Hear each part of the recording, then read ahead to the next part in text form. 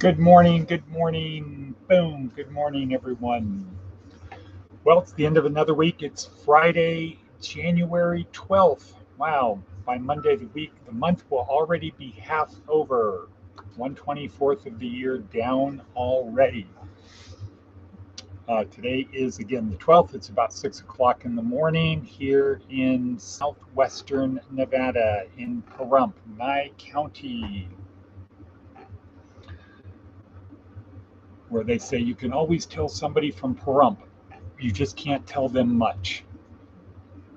So, okay, good morning. Good morning. It's Friday. That doesn't mean TGIF. It means we've got one more day, one more opportunity to make something happen during the week where we have the men and machines out in the world of men and machines. So, hoping to have a meeting with one of my mentor people, one of the key people that got me started on this journey over a year ago, about a year and a half ago, more than that, actually, more than a year and a half ago. So, but again, here we are. So, our purpose here at Department of Career Services is to help you get from where you are to someplace better, from point A up to point B. And Jordan Peterson says that once you get to point B, you're not going to be satisfied. You're going to look around and say, is this it? No, now I got to go to point C. And that's how it works. So, but here we are. We're helping you get from where you are to someplace better, point A to point B, someday Isle to Success Landia.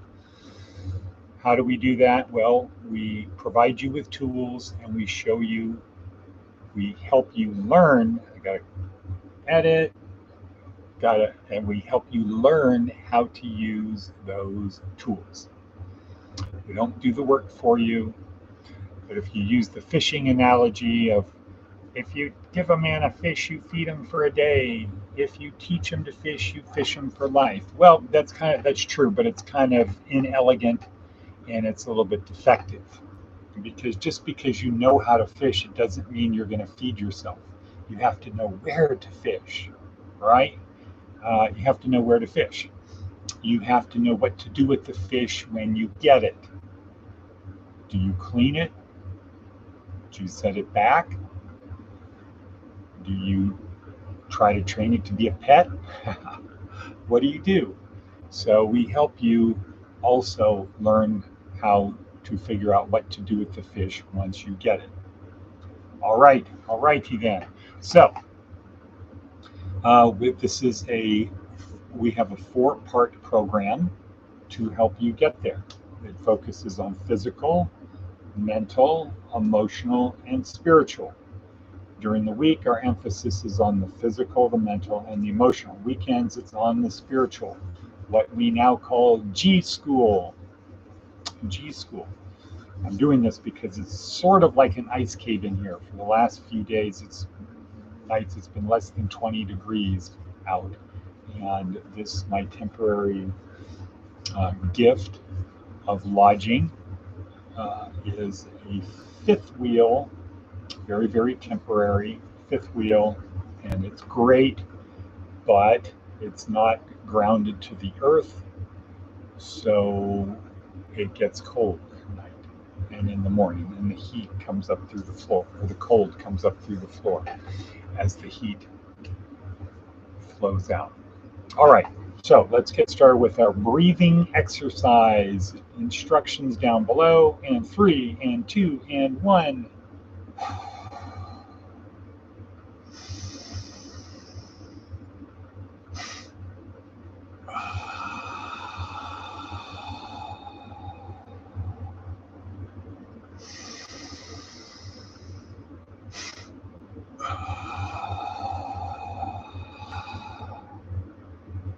I felt that. So it's not a hold your breath type of thing. It's getting as much air into our lungs as possible, really opening up those lungs, getting the heart rate going, getting a little bit more energy, etc. So when we have our first sip of coffee, it feels even better. Ba-boomba, as we say. Okay, great. Now, the theme of the week is employment planning workshop. This is day number 5. However, we're going to continue with day number 4, the execution stage. But let's go to our worksheet, see what we got there. All right, so I said this is a 4-part program that we have. The podcast, our daily routine is 2 parts, podcast and non-podcast. The podcast, we focus on 2 things, the breathing exercise, which we did, and planning. We're going to talk about planning next. Our daily routine, that is not the podcast, is an exercise. It's a simple 5-minute, 6-minute, altogether 3 steps. One is a attitude of gratitude exercise. Next is a review of the day before, examination of the previous day. And the third thing is to project the day and then go do it. So, but now we're on the podcast and we're on planning. Second part for today. I know I'm going through this stuff quickly. It's in the instructions down below. It's broken out pretty clear. It's in the worksheets, made very clear in the worksheets. I'm going to change this to a 2-part podcast. Okay, part 1 is breathing exercise.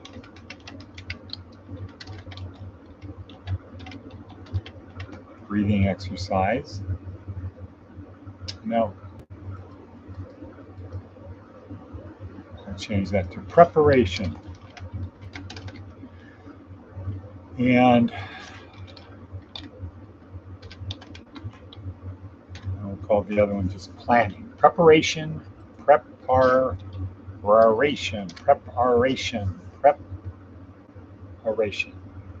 Right. Preparation and planning.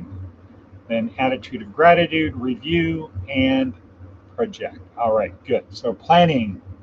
Why do we plan? We plan. If we fail to plan, we plan to fail. So we do what? We plan our work and we work our plan. That's it. That's what we do. All right. So planning, first part, it's simple.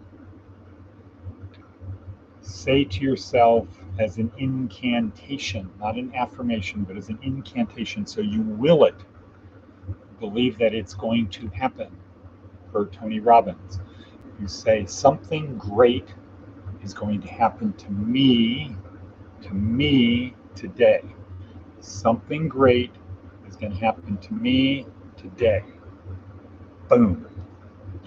Something great is going to happen to me. How about doing it the Roman way? To me today. With conviction and believe it. Program the RAS.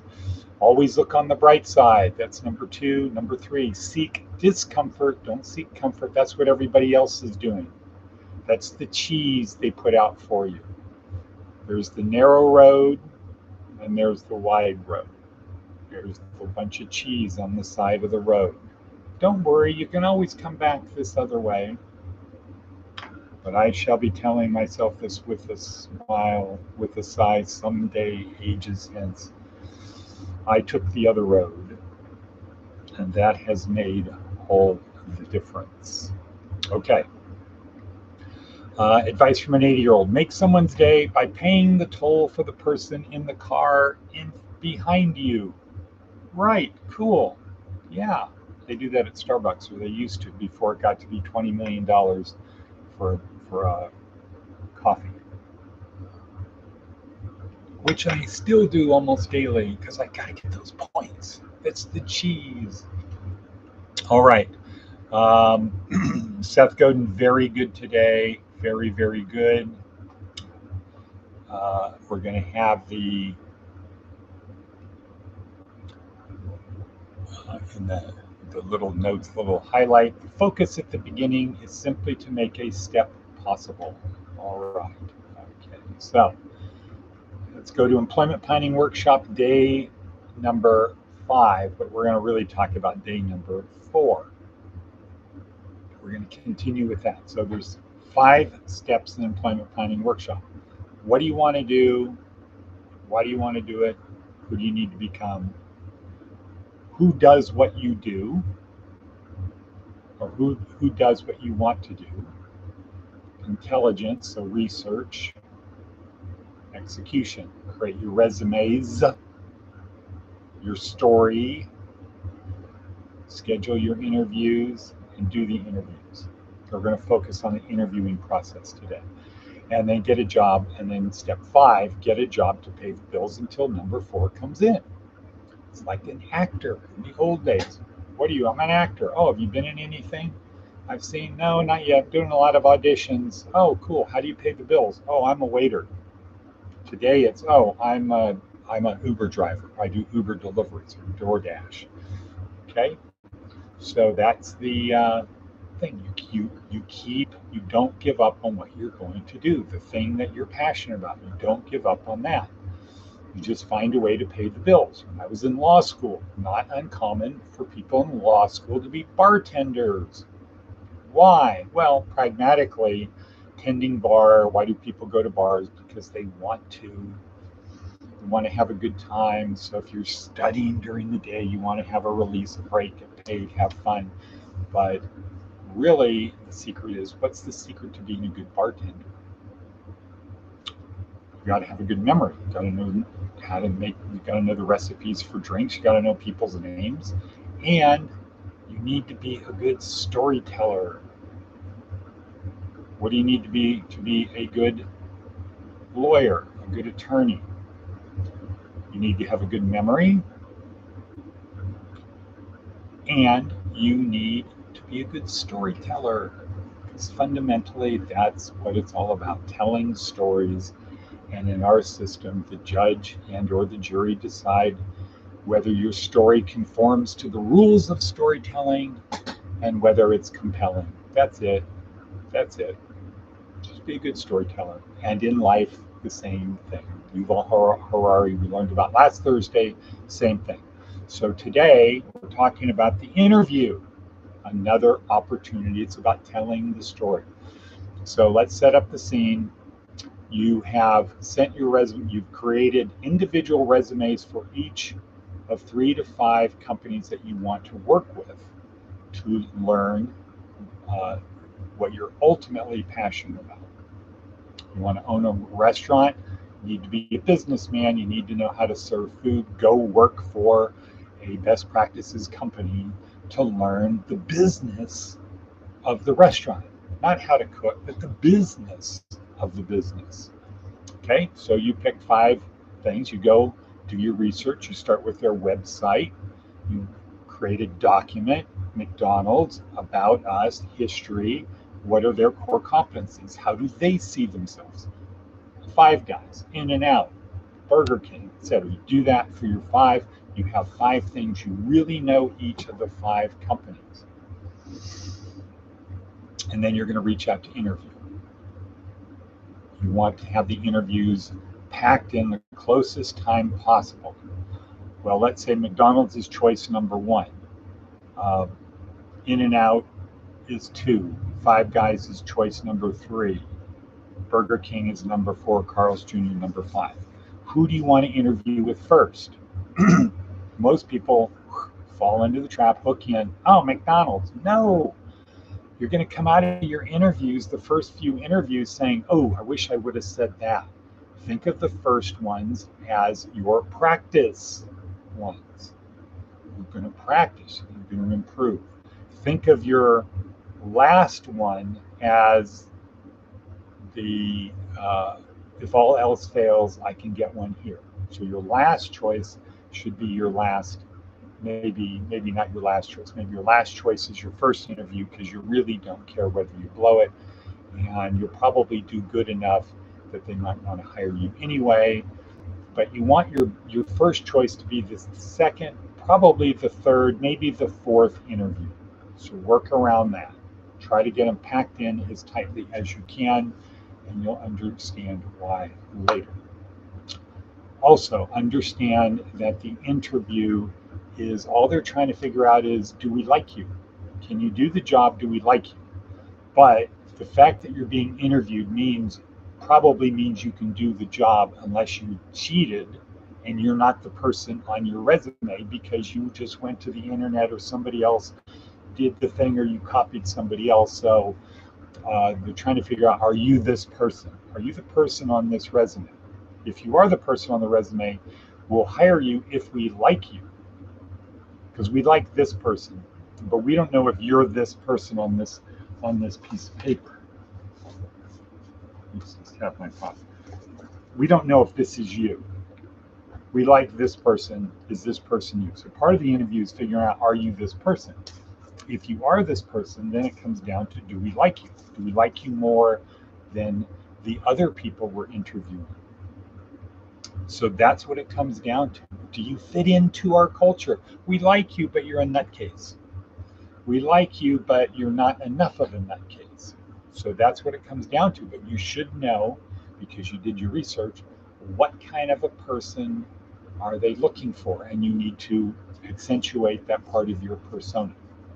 So you're in your resume. This is spy versus spy. They're trying to figure out, are you telling the truth? And but they know that if they ask you, you'll probably tell them what they want to hear, not the truth. Did you write this resume? Yes. You're probably going to say that even if you didn't write it, because you're going to be afraid of, if you say, did you write this resume? No, I copied it. That's not me at all. It's like in their brain, they're going to say, well, next.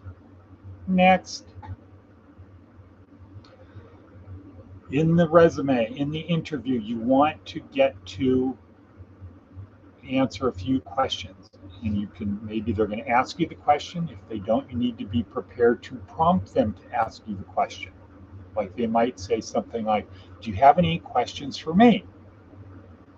And you might say, yeah, well, I'm a little bit surprised. I was expecting that you were going to ask me why I wanted to work here. And then they'll probably say, oh, why do you want to work here? Or I thought you were going to ask me if I have any hobbies. Oh, do you have any hobbies? You can prep them to ask you a question you want to have asked. And one of the questions you want them to ask you is, why do you want to work here?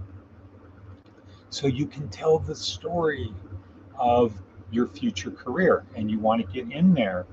This is what I want to do. I want to own my own business. I want to work in a place, really learn that business, put everything into it so I can learn, because one day I want to own my own. Maybe it's a McDonald's franchise. Maybe I want to own my own, so I want to really learn this. Now you differentiate yourself from the people who just want a job, right? So now you got their attention, and then you want to put in there. So I'm interviewing with you and your top 2 or 3 competitors, whatever you pick a number. I'm interviewing with you and your top 2 competitors, and you're hoping, and then you pause, wait, and you hope they say, who's that? And you say 5 guys in In-N-Out. I'll say, oh, cool, yeah, they are. Yeah, there are top competitors. If you're going for Starbucks, you say Dutch Brothers. Yeah, they are. Now now they're thinking on another plane. That other plane is, if we don't hire him, do we want him to go work for them? Okay, so you want to be able to tell the story of why you want to work there, why it's important to you. When the first time you went to a McDonald's, I remember the very first time I went to McDonald's. I remember the first time a McDonald's came to the town where I lived, where I grew up, Pleasanton. I remember almost the first time I went there, and how we made it. We're a real place. We've got our own McDonald's. If you're excited, you'll get them excited. Okay, so time is racing. It's 6:20. This has been a longish one. It's been 19 minutes. All right, so we'll continue with this tomorrow. We'll wrap up Employment Planning Workshop by Sunday. Until then, mizzle mazel, everyone.